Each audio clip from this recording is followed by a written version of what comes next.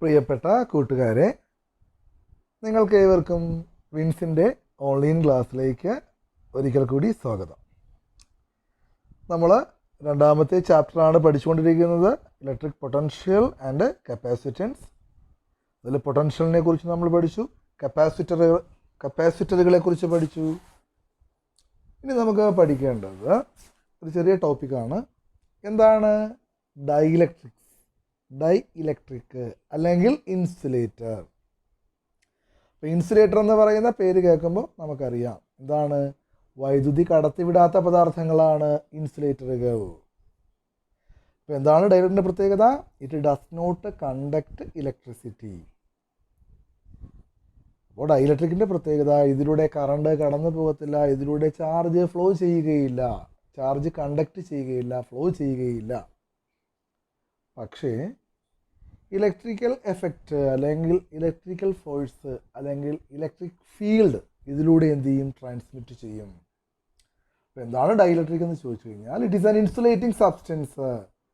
It does not allow the flow of electric charges but permits electrical effect through it. Dielectrics എന്ന് പറയുന്നത് they are insulating substances which does not conduct electricity but transmits electrical effect. It transmits electrical effect without conducting. നമുക്ക് ചില examples നോക്കാം. Glass, water, air, wood, rubber, plastic, ഇതൊക്കെ എന്താണ്? ഇൻസുലേറ്ററുകളാണ്, ഡൈഇലക്ട്രിക്കുകളാണ്. ഇതിലൂടെ വൈദ്യുതി കടന്നു പോകത്തില്ല, പക്ഷേ ഇലക്ട്രിക്കൽ എഫക്റ്റ് ഇതിലൂടെ എന്ത് ചെയ്യും? ട്രാൻസ്മിറ്റ് ചെയ്യും. ആ ഡൈഇലക്ട്രിക്സിൻ്റെ പോളറൈസേഷനെ കുറിച്ചാണ് നമുക്ക് ഇന്ന് ഡിസ്കസ് ചെയ്യേണ്ടത്. അപ്പോൾ എന്താണ്, നമുക്ക് നോൺ കണ്ടക്റ്റിംഗ് സബ്സ്റ്റൻസിനെ ഒരു ഇലക്ട്രിക് ഫീൽഡിൽ വയ്ക്കുമ്പോൾ അതിനകത്തുണ്ടാകുന്ന പോളറൈസേഷൻ, ഡൈഇലക്ട്രിക്സിൻ്റെ പോളറൈസേഷനെ കുറിച്ചാണ് നമ്മൾ ഡിസ്കസ് ചെയ്യാൻ പോകുന്നത്. എന്താണ് ഡൈപോൾ? നമ്മൾ പഠിച്ചിട്ടുണ്ട്, two equal and opposite charges separated by a very small distance. അപ്പോൾ ഡൈപോളുകൾക്കെല്ലാം ഒരു പ്രത്യേകതയുണ്ട്, അതിന് ഡൈപോൾ മൊമെൻ്റ് ഉണ്ട്. അപ്പോൾ ഡൈപോൾ മൊമെൻ്റ് എന്താണ്?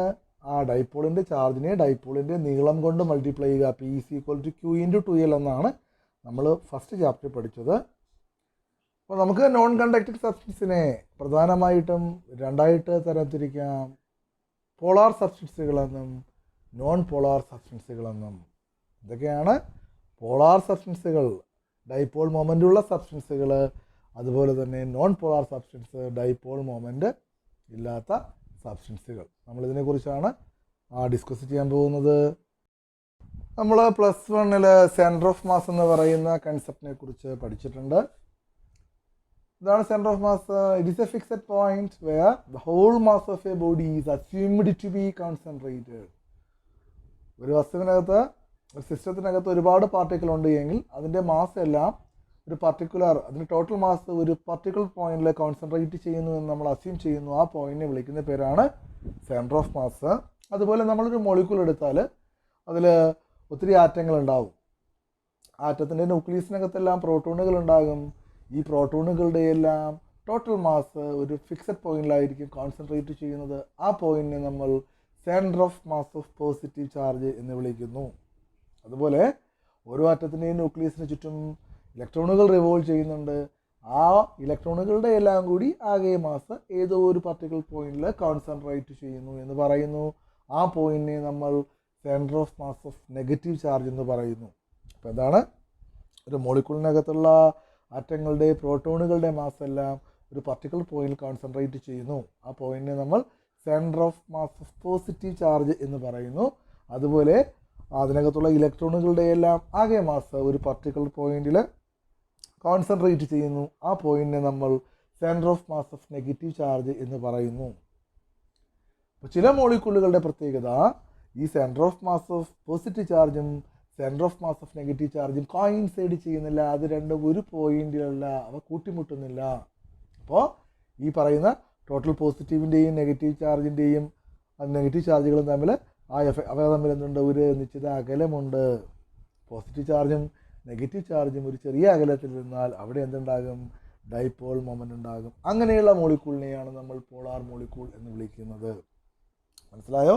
A molecule in which the centre of mass of positive charge does not coincide with the centre of mass of negative charge, they are called polar molecules. അങ്ങനെ polar മോളിക്യൂളുകൾ ചേർന്നുണ്ടാകുന്ന ഡൈഇലക്ട്രിക്കിനെയാണ് നമ്മൾ polar dielectric എന്ന് പറയുന്നത്.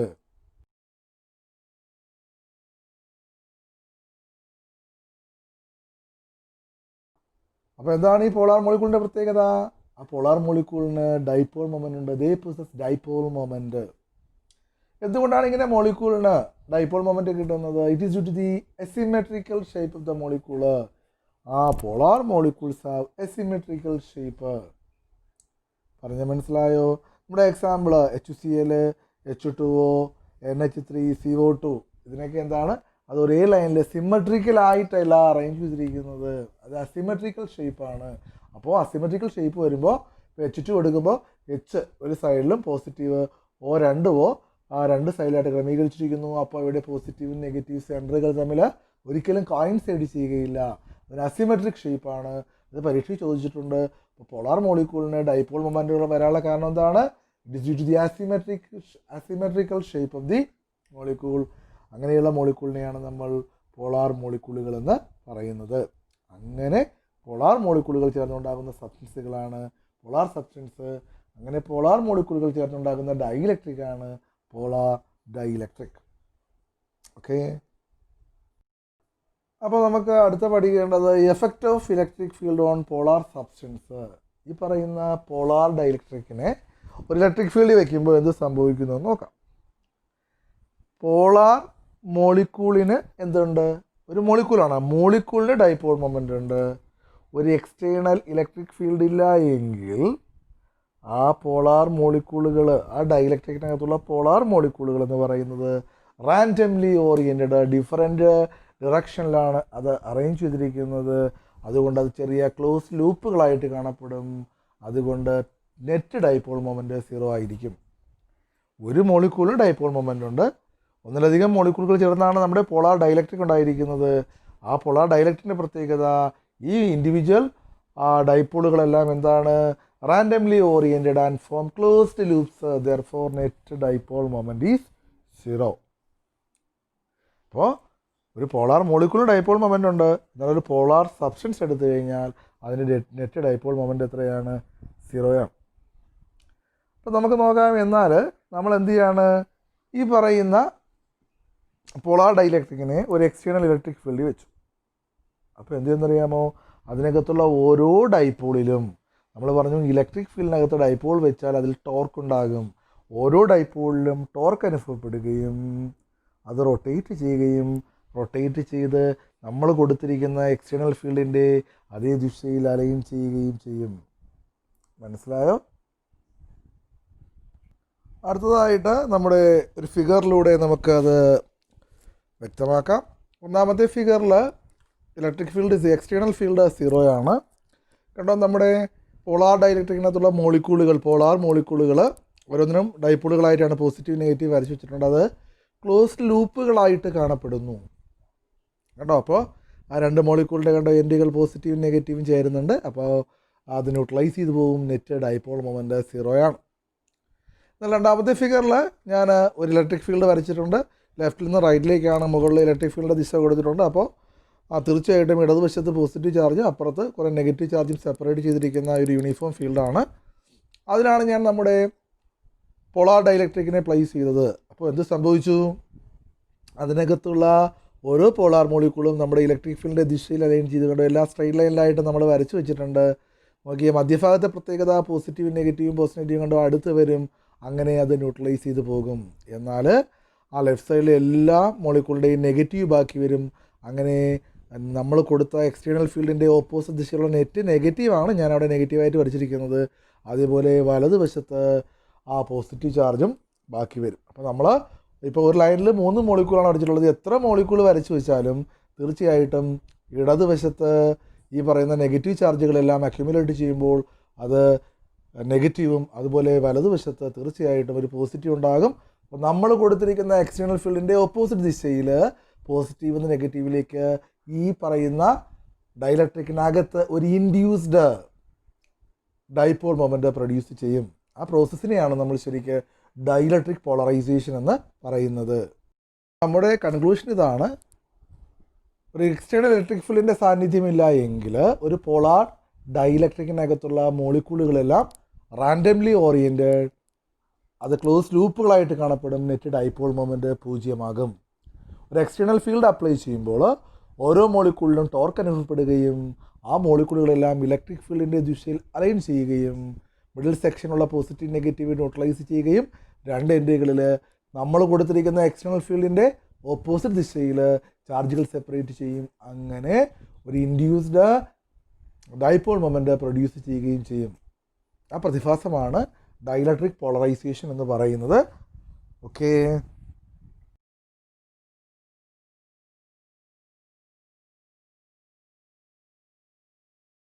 അടുത്തതായി നമുക്ക് പഠിക്കേണ്ടത് നോൺ പോളാർ സബ്സ്റ്റൻസുകളെ കുറിച്ചാണ്. A substance made of non polar molecules is called a non polar substance. എന്താണ് ഒരു നോൺ പോളാർ മോളിക്യൂൾ? നമ്മൾ നേരത്തെ പറഞ്ഞതുപോലെ ഒരു മോളിക്യൂളിനകത്തുള്ള centre of mass of positive ചാർജും centre of mass of negative ചാർജും കോയിൻസൈഡ് ചെയ്യുന്നു. അതായത് centre of mass of positive ചാർജും centre of mass of negative ചാർജും ഒരു പോയിന്റിലാണ് ആക്ട് ചെയ്യുന്നത് എങ്കിൽ അതിൻ്റെ നെറ്റ് ഡൈപോൾ മൊമെൻറ്റ് 0 ആയിരിക്കും. അങ്ങനെയുള്ള മോളിക്യൂളിനെയാണ് നമ്മൾ നോൺ പോളാർ മോളിക്യൂൾ എന്ന് വിളിക്കുന്നത്. Example N2, O2, H2 etcetera. എന്തുകൊണ്ടാണ് ഈ പറയുന്ന ഡൈപോൾ മൊമെൻറ്റ് 0 ആകുന്നത്? അതിനെക്കുറിച്ച് നമുക്ക് പറയാം. അതിനുള്ള കാരണമെന്ന് പറയുന്നത് A non polar molecule has symmetrical shape. അത് ലീനിയർ മോളിക്യൂൾ ആയിരിക്കും. അതിന് സിമ്മട്രിക്കൽ ഷേപ്പാണ്. നമ്മൾ H2 എടുക്കുന്നു, അത് ലീനിയർ ഷേപ്പാണ്. അതുകൊണ്ട് അതിൻ്റെ centre of mass of positive ചാർജും centre of mass of negative ചാർജും കോയിൻസൈഡ് ചെയ്യുന്നു. അതുകൊണ്ട് നെറ്റ് ഡൈപോൾ മൊമെൻറ്റ് 0 ആയിരിക്കും. അപ്പോൾ എക്സാമിന് ചോദിച്ചിട്ടുള്ള ചോദ്യമാണ്. പോളാർ മോളിക്യൂളിന് അസിമെട്രിക്കൽ ഷേപ്പാണ്, നോൺ പോളാർ മോളിക്യൂളിന് സിമ്മട്രിക്കൽ ഷേപ്പാണ്. ഓക്കെ, അടുത്തതായി നമുക്ക് പഠിക്കേണ്ടത് effect of electric field on non polar molecule. ഒരു നോൺ പോളാർ മോളിക്യൂളിൽ ഇലക്ട്രിക് ഫീൽഡ് ഉണ്ടാക്കുന്ന എഫക്റ്റ് എന്താണെന്ന് നോക്കാം. A non polar molecule has 0 dipole moment. Non polar മോളിക്യൂളിന് ഡൈപോൾ മൊമെൻറ്റില്ല. കാരണം അതിൻ്റെ പോസിറ്റീവ് സെൻറ്ററും നെഗറ്റീവ് സെൻറ്ററും കോയിൻസൈഡ് ചെയ്തിരിക്കുകയാണ്. നമ്മുടെ ആദ്യ ഫിഗറിൽ കാണിച്ചിട്ടുണ്ട്. ഈ നോൺ പോളാർ മോളിക്യൂളിനെ ഒരു എക്സ്റ്റേണൽ ഇലക്ട്രിക് ഫീൽഡിൽ വയ്ക്കുമ്പോൾ പോസിറ്റീവ് ചാർജുകളെ ഇലക്ട്രിക് ഫീൽഡിൻ്റെ അതേ ദിശയിലേക്ക് F=QE എന്ന് പറയുന്ന ഒരു ബലം കാരണം ആകർഷിക്കപ്പെടുന്നു. അതുപോലെ അതിനകത്തുള്ള നെഗറ്റീവ് ചാർജിൽ F=-QE എന്ന് പറയുന്ന ബലം ഇലക്ട്രിക് ഫീൽഡിൻ്റെ എതിർദിശയിൽ അനുഭവപ്പെടുന്നു. ആസ് എ റിസൾട്ട് അതിൻ്റെ ഫലമായിട്ട് എന്ത് ചെയ്യും?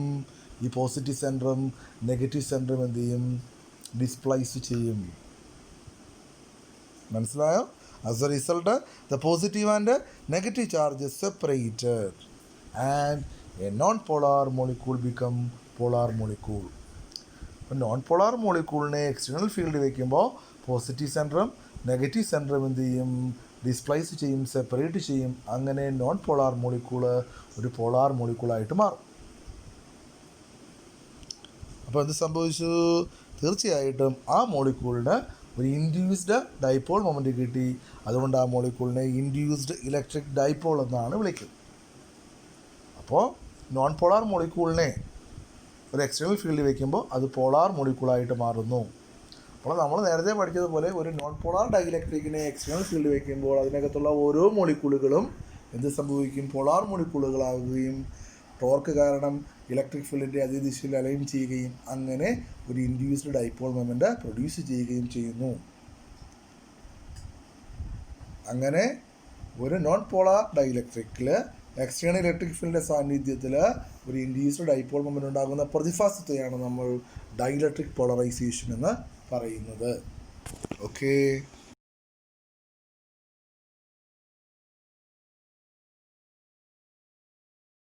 ടോപ്പിക്കിൽ നമുക്ക് ഡൈഇലക്ട്രിക് പോളറൈസേഷൻ എന്താണെന്ന് നോക്കാം. എന്താണ് ഡൈഇലക്ട്രിക് പോളറൈസേഷൻ?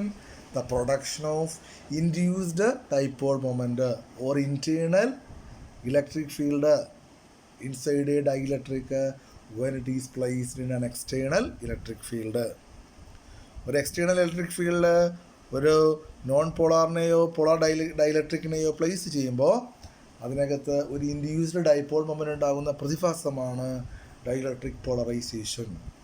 നമ്മൾ കൊടുക്കുന്ന ഇലക്ട്രിക് ഫീൽഡിൻ്റെ ഓപ്പോസിറ്റ് ദിശയിൽ അതിനകത്ത് ഒരു ഇലക്ട്രിക് ഫീൽഡ് ഇൻഡ്യൂസ് ചെയ്യും. അതുകൊണ്ടാണ് അതിനെ ഇൻഡ്യൂസ്ഡ് ഇലക്ട്രിക് ഡൈപോൾ എന്ന് വിളിച്ചത്. ആ ഡൈപോൾ മൊമെൻറ്റിനെ വിളിക്കുന്ന പേരാണ്, ആ പ്രതിഭാസത്തെ വിളിക്കുന്ന പേരാണ് ഡൈലക്ട്രിക് പോളറൈസേഷൻ.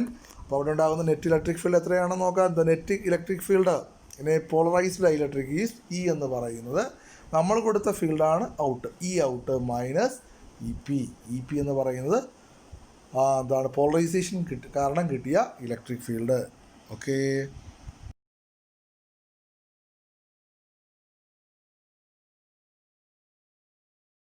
അടുത്ത 3 സിംഗിൾ ടേമുകളെ കുറിച്ചാണ് നമുക്ക് പഠിക്കേണ്ടത്. ഡൈലക്ട്രിക്കിൻ്റെ പോളറൈസേഷനുമായി ബന്ധപ്പെട്ട് ഫസ്റ്റ് ക്വാണ്ടിറ്റി എന്താണ്? പോളറൈസബിലിറ്റി. ഒരു സിംഗിൾ മോളിക്യൂൾ എടുക്കുക, അതിനകത്ത് ഇൻഡ്യൂസ്ഡ് ചെയ്ത ഡൈപോൾ മൊമെൻ്റ് എന്ന് പറയുന്നത് അപ്ലൈഡ് ഫീൽഡിന്, നമ്മൾ കൊടുത്ത അപ്ലൈഡ് ഇലക്ട്രിക് ഫീൽഡിന് ഡയറക്ട്ലി പ്രൊപ്പോർഷനാണ്. എന്താണ്? For a single molecule the induced dipole moment is directly proportional to the applied electric field, that is P is proportional to epsilon 0 E. P is equal to epsilon 0 alpha into E. ഇവിടെ ആൽഫയെ വിളിക്കുന്ന പേരാണ് atomic or molecular polarizability. Okay, എന്താണ്? For a single molecule the induced dipole moment is directly proportional to the applied electric field. P is proportional to epsilon 0 into E എന്നാണ്. അങ്ങനെയാണെങ്കിൽ P is equal to epsilon 0 alpha into E എന്നാണ്. where alpha is a constant called atomic polarizability. It is given by alpha is equal to P by epsilon 0 E. ഇതിൻ്റെ SI unit ഒരു പരീക്ഷയ്ക്ക് ചോദിച്ചിട്ടുണ്ട്. ആ dipole moment unit നമുക്കറിയാം കൂളൂം metre, epsilon സിയുടെ unit നമുക്കറിയാം, electric ഫീൽഡിൻ്റെ unit കൊടുക്കാം. ഇതെല്ലാം കൂടെ വെട്ടി പോകുമ്പോൾ ആൻസർ മീറ്റർ ക്യൂബ് എന്ന് കിട്ടും. ആരാണ് മീറ്റർ ക്യൂബ്? മീറ്റർ ക്യൂബ് എന്ന് പറയുന്നത് വോളിയമാണ്. ഇപ്പോൾ അറ്റോമിക് പോളറൈസബിലിറ്റി അല്ലെങ്കിൽ മോളിക്കുലാർ പോളറൈസബിലിറ്റി റെപ്രസെൻ്റ് ചെയ്യുന്നത് വോളിയം.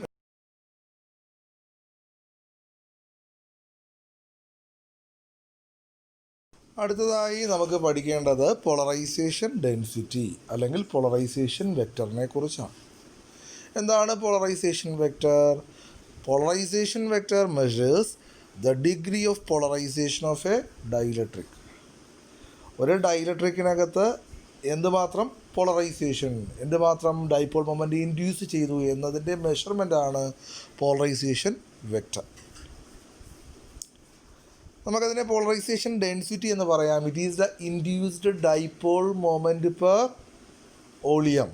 ഇതാണ് it is the induced dipole moment per unit volume of a polarized dielectric, അല്ലെങ്കിൽ it is the induced dipole moment per unit volume of a dielectric where it is placed in an external electric field.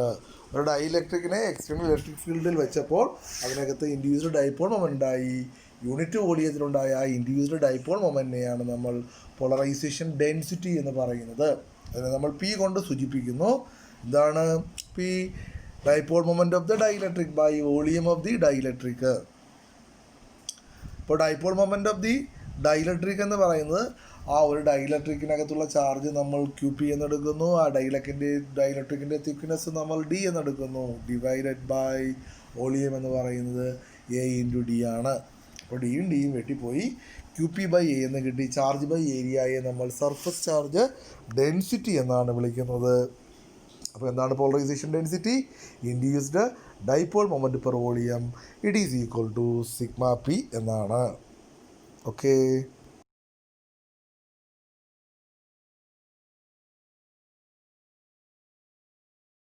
അടുത്തതായി നമുക്ക് പഠിക്കേണ്ട time electric susceptibility. X പോലെ കൈ കൊണ്ടാണ് അതിനെ സൂചിപ്പിക്കുന്നത്, കൈ എന്നാണ് വിളിക്കുന്നത്. എന്താണ് electric susceptibility? In most of the dielectric the polarisation vector is directly proportional to the resultant electric field existing in the dielectric.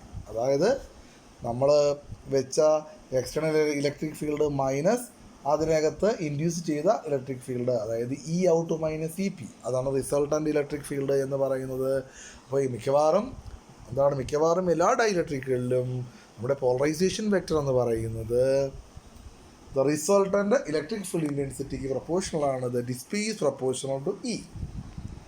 P is proportional to epsilon 0 E എന്നാണ് നമ്മുടെ concept. Therefore P is equal to epsilon 0 chi into E എന്ന് കൊടുക്കാം. ആ കൈയെ വിളിക്കുന്ന പേരാണ് electric susceptibility.